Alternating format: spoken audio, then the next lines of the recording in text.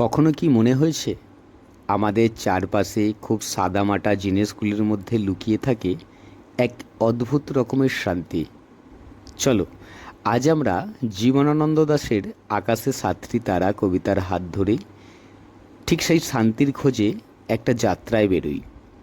আমাদের এই যাত্রার পথপ্রদর্শক হচ্ছেন কবি জীবনানন্দ দাশ, আর তাঁরই অবিস্মরণীয় কবিতা আকাশের সাতটি তারা। জীবনানন্দ এমন একজন কবি, তিনি বাংলার প্রকৃতির সঙ্গে এমনভাবে মিশে গিয়েছেন যে তাঁর লেখায় বাংলার রূপ, রস, গন্ধ সব যেন জীবন্ত হয়ে কথা বলে ওঠে। জীবনানন্দের সবচেয়ে বড় জাদু, তিনি বাংলার আত্মাকে ধরতে পারতেন। আর এই ধারণাকেই বলা হয় রূপসী বাংলা। কোনো বড় বড় অট্টালিকা, বিশাল কীর্তির কথা নয়, তিনি আসল সৌন্দর্য খুঁজে নিতেন এই যে নদীর ধারে কাশফুল বা সন্ধ্যাবেলার নরম আলো, যা খুব সাধারণ দৈনন্দিন দৃশ্যের মধ্যে পড়ে। আর আমাদের এই কবিতাটি শুরুই হচ্ছে খুব শান্ত, স্থির পরিবেশ দিয়ে, যখন দিনের আলো ফুরিয়ে আসছে আর ধীরে ধীরে সন্ধ্যা নামছে। চলো আমরা কবির সাথে সেই মুহূর্তটার মধ্যে ডুবে যাই। কবিতার শুরুটা দেখো, একদম সাদামাটা ছবি। আকাশে সাতটি তারা যখন উঠেছে ফুটে, আমি এই ঘাসে বসে থাকি। কোনো জটিলতা নেই, কোনো বড় ঘটনা নেই, শুধু ঘাসের উপরে চুপচাপ বসে আকাশ দেখা। এই সহজ সরল ছবিটাই যেন আমাদের ভিতরের সব অস্থিরতাকে এক মুহূর্তে থামিয়ে দেয়।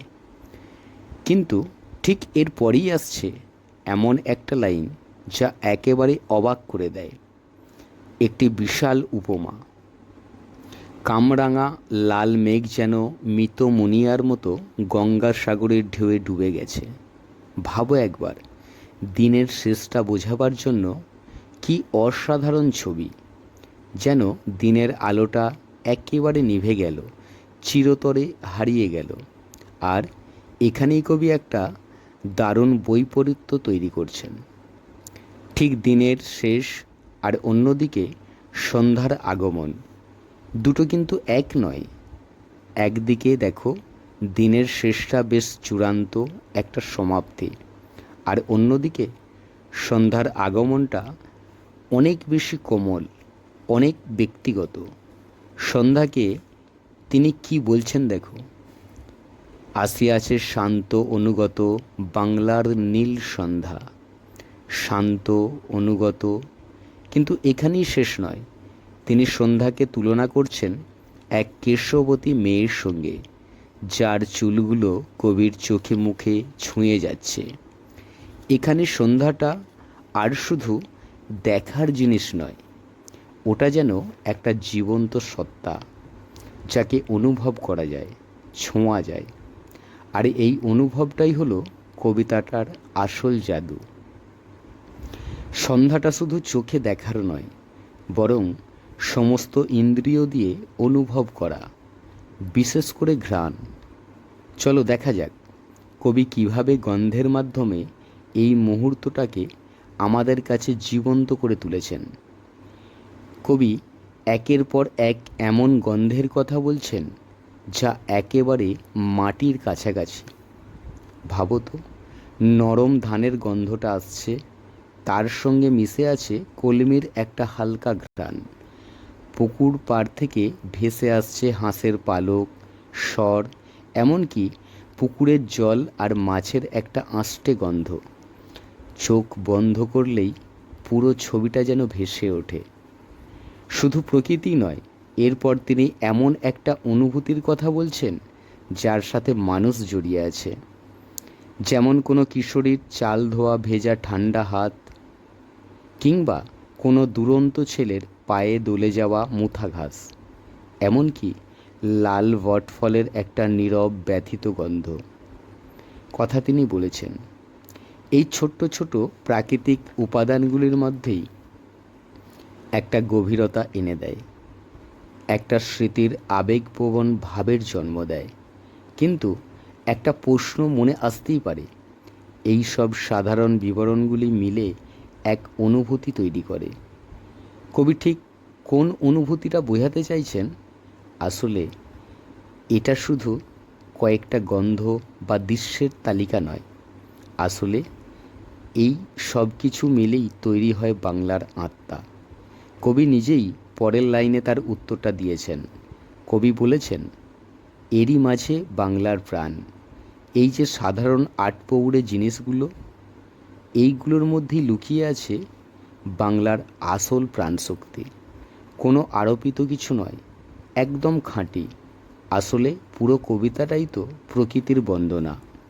প্রকৃতির এই একটা শব্দই যেন কবিতার সারমর্ম। আর এখানেই আমরা কবি জীবনানন্দের সেই বিখ্যাত রূপসী বাংলার ধারণাটা একদম পরিষ্কারভাবে ফুটে ওঠে। আর এই রূপসী বাংলার দর্শনটা কি? সৌন্দর্য কোনো স্মৃতিসৌধ বা অট্টালিকায় থাকে না। সৌন্দর্য লুকিয়ে থাকে এইসব সাধারণ বা চোখে পড়ে না এমন প্রাকৃতিক উপাদানগুলির মধ্যেই। এই কবিতাটা শুধু বাংলার প্রকৃতির বর্ণনা হয়েই থেমে থাকে না। এখান থেকে আমরা কিন্তু নিজেদের জীবনের জন্য শান্তি খুঁজে পাওয়ার একটা রাস্তা খুঁজে নিতে পারি। কবিতাটার শেষ লাইনে দেখো, আকাশে 7টা তারা যখন উঠেছে ফুটে আমি টের পাই। দেখো, কবি এখানে বলছে না যে আমি দেখতে পাই, কবি বলছেন আমি টের পাই। আর এই টের পাওয়াটা কিন্তু সম্পূর্ণ ভিতরের একটা অনুভূতি, প্রকৃতির সাথে একাত্ম হয়ে যাওয়ার অনুভূতি। তাহলে আসল শান্তি কোথায়?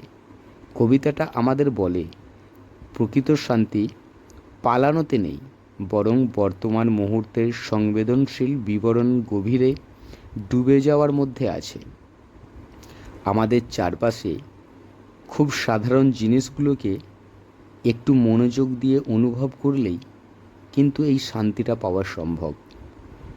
এই আলোচনার শেষে একটা প্রশ্ন রইল, প্রত্যেকেরই সেই শান্ত মুহূর্তটা কোথায় খুঁজে পাও? কোনো গন্ধে বা কোনো দৃশ্যে? সেই মুহূর্তে এনে দেয় কবি যা ঘাসের উপরে বসে টের পায়।